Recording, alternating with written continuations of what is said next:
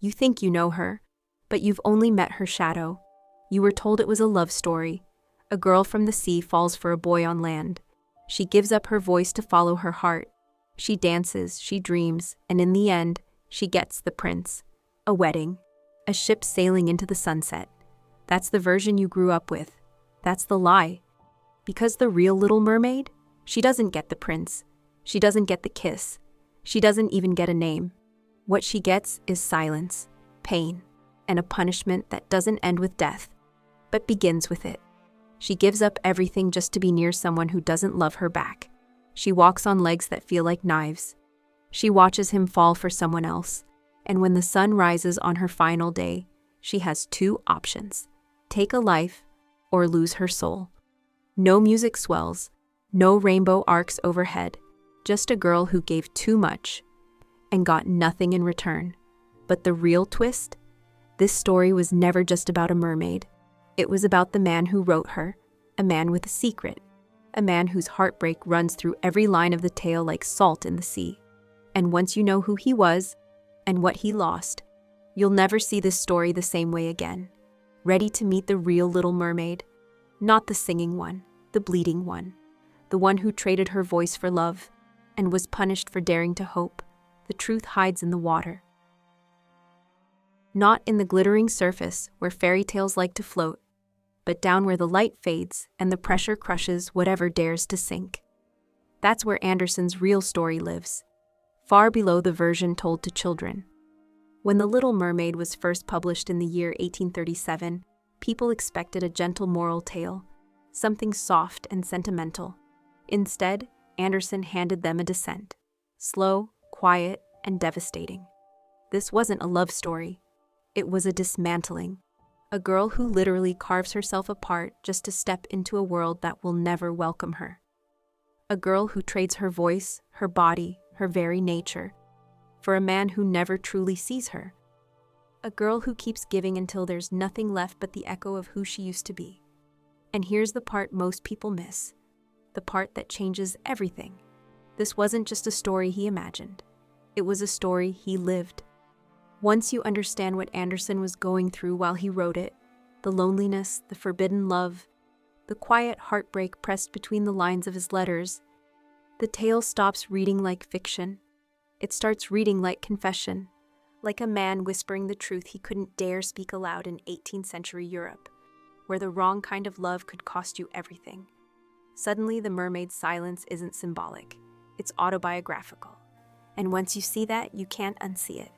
The story changes shape, becoming something raw, private, and painfully real. A mirror held up to one man's longing, polished by salt water and sorrow. A face in the waves meant you were already dead. To understand the full weight of Andersen's story, you have to unlearn what you think you know about mermaids. Forget the glitter, the singing, the innocence. Go back, way back, to a time when the sea wasn't romantic. It was terrifying, vast, unpredictable, and merciless. And the creatures that lived in it, they weren't there to help you. They were there to warn you. In medieval Europe, mermaids weren't fantasies. They were omens, bad ones. A glimpse of a pale face above the waves meant one thing. The sea was hungry, and it had already chosen you. Sailors feared them the way modern travelers fear falling planes, not because the mermaid would strike you down, but because her presence meant it was already too late. She wasn't a killer. She was the sign that death was en route, quiet and inevitable.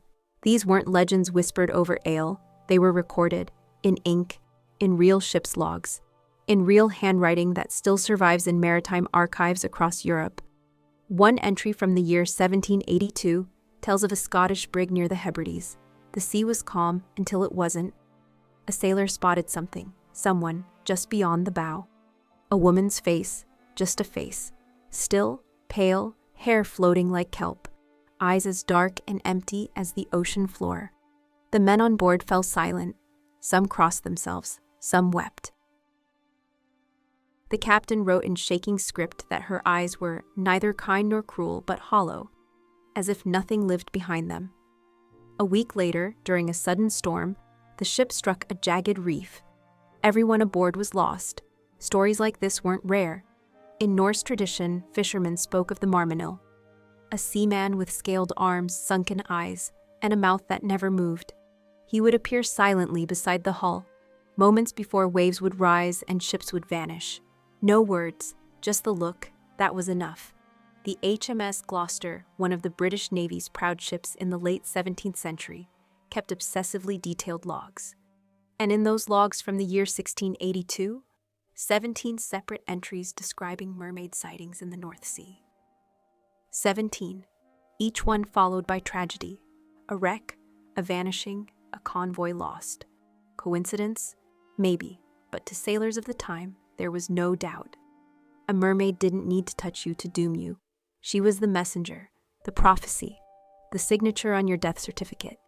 And no matter how fast you sailed, she always got there first.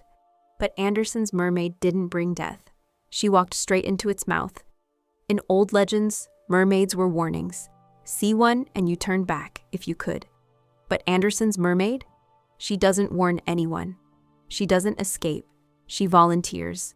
Not to save a life, but to be seen, to be loved, to be human.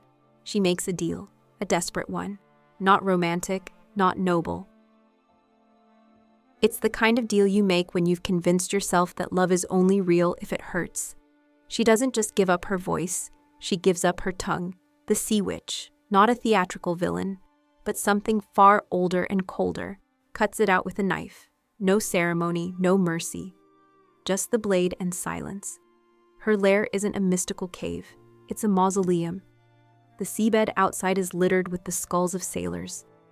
Finger bones hang like wind chimes. Sea snakes drift like hanged men. Every step the mermaid takes toward her is over the remains of those who came before and failed. The potion she drinks is no glittering spell. It's a screaming thing, alive with sorrow.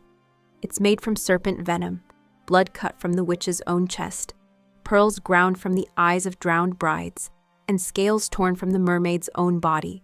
When it touches her tongueless mouth, it burns. Not with fire, but with transformation. Her body doesn't shift gracefully, it breaks. Bones snap and reform. Her tail splits open like torn fabric. Her lungs seize as her gills collapse. She feels herself drowning and breathing at the same time. Her skin burns. Her muscles twist. She's reborn, not into beauty, but into agony. And then, she walks. Every step feels like glass. Her legs, so coveted, are knives turned inward. Her nerves scream from phantom pain. Her tail is gone, but her body remembers it. Every movement is unnatural. Her balance is wrong. Her body fights her, and she has no voice to cry out. Still, she stands. Still, she smiles, because the prince is watching, and she wants him to see her. Even if it kills her, the prince never knew. And he never would. He saw a quiet, graceful girl who appeared from nowhere and smiled too softly, too politely. He liked her gentleness, her silence, the way she hovered at the edges of his world, like a reflection in water. What he didn't see was the pain hiding under every step she took. He didn't know her feet were bleeding inside her shoes. He didn't know she danced not because she wanted to entertain him, but because movement was the only way to hide the agony that stabbed through her legs like blades. He clapped. He smiled. He praised her elegance, and she smiled back, even as her nerves screamed. Because for him, she would endure anything. But he never saw her. Not truly, not the sacrifice, not the silence, not the girl who gave up her world for him. And in the end, when duty called, when alliances needed strengthening, when the crown needed a strategic marriage, he chose someone else.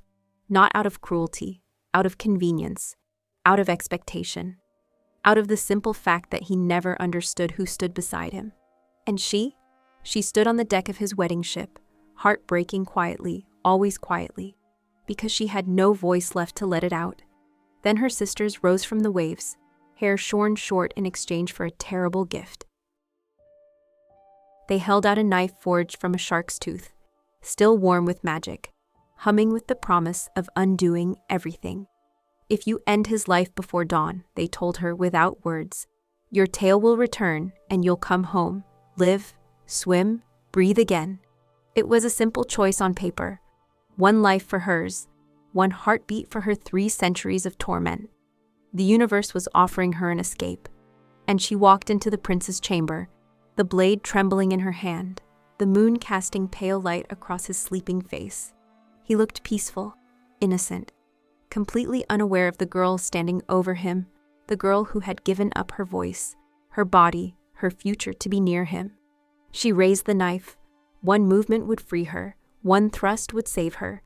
But her hands shook so violently she almost dropped the blade. She looked at him, this man who never knew her, never understood her sacrifice, never realized she had saved him from drowning. She loved him anyway. That was her tragedy. She couldn't do it. She threw the knife into the dark water. The sea opened to swallow it whole. And then she climbed the railing and let herself fall, not to return to her family, not to reclaim her tail, but to disappear, to finally stop hurting. But even death refused her. The sea didn't close around her in mercy. Instead, it lifted her, lightened her, turned her into something that wasn't sea and wasn't human. A daughter of the air, a wandering spirit sentenced to 3 centuries of quiet service.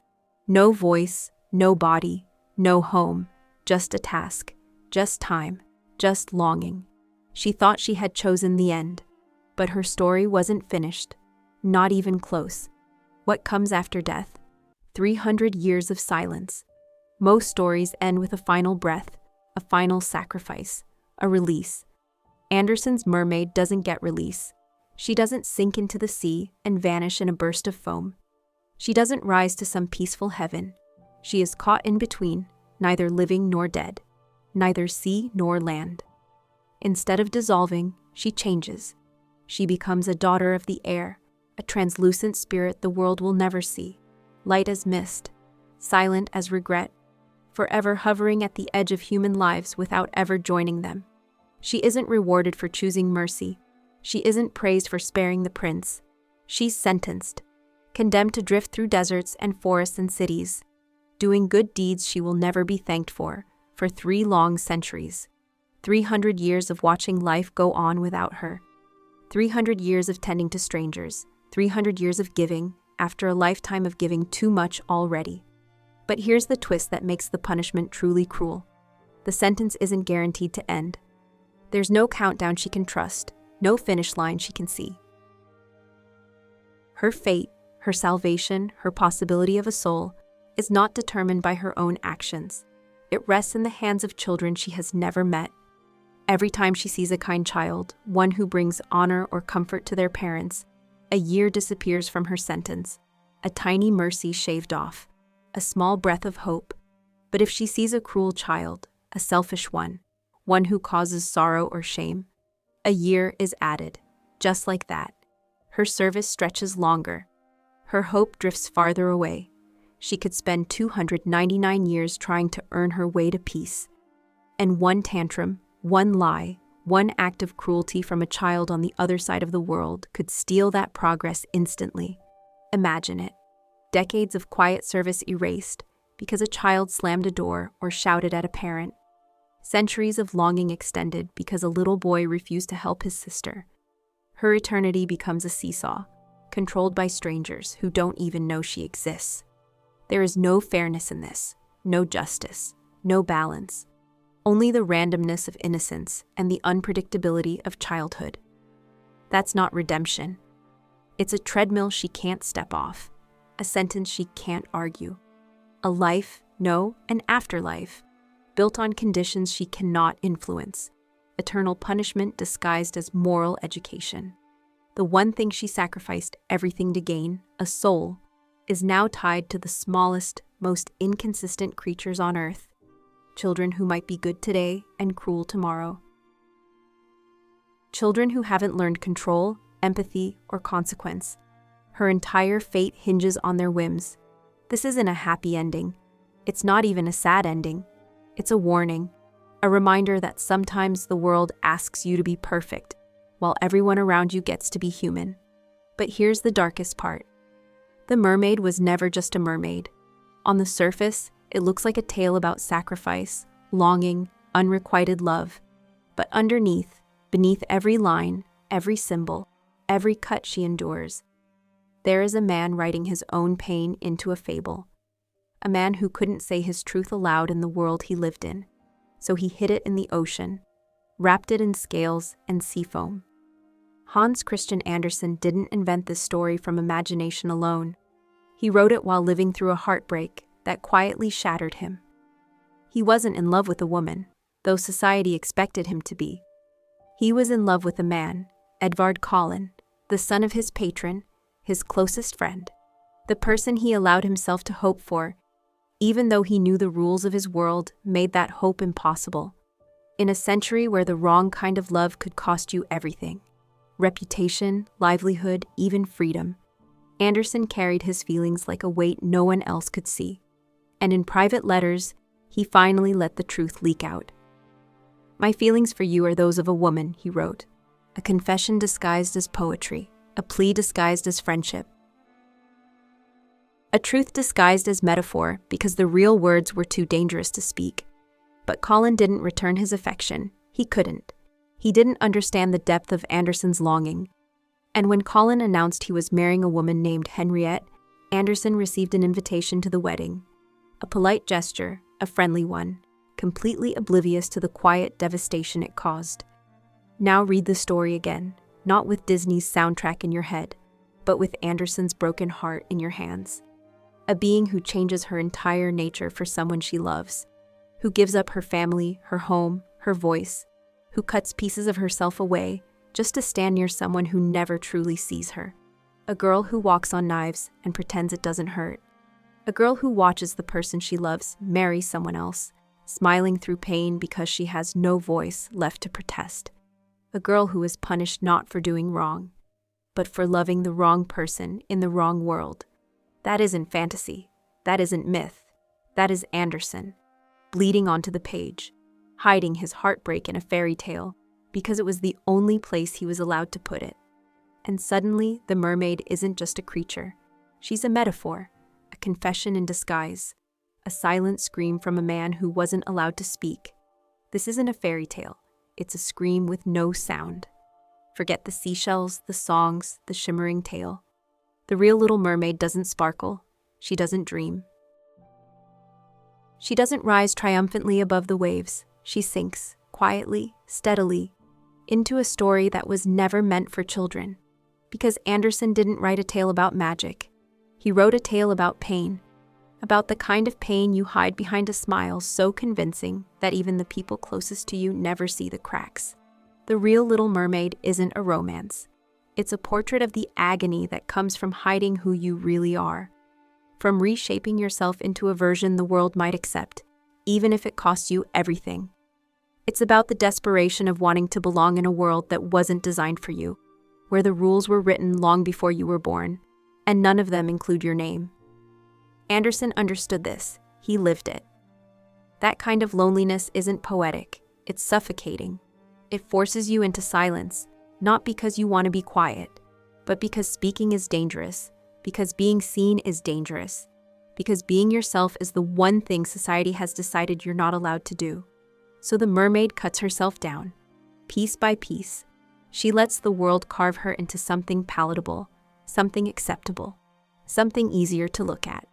She gives up her voice, her nature, her home, not because she's foolish, but because she's hopeful. She believes that if she becomes what the world wants, she might finally be loved. And that's the cruelest part. It works, for a moment, but only on the surface. Beneath the calm smile, beneath the fragile grace, beneath those quiet footsteps on knife-sharp legs, there's a truth burning like salt in a wound. The world doesn't reward transformation. It demands it, and then punishes you for daring to try. This story isn't about a girl who wants legs. It's about a girl who wants permission to exist. It's about what we sacrifice to be chosen, about the masks we wear to be wanted, about how easy it is to lose yourself completely while trying to earn a place in someone else's life. It's about the monsters we become to be loved, monsters made of silence, compromise, and pain. And the world that forces that silence on us then calls it survival. The real Little Mermaid isn't a fable. She is a warning.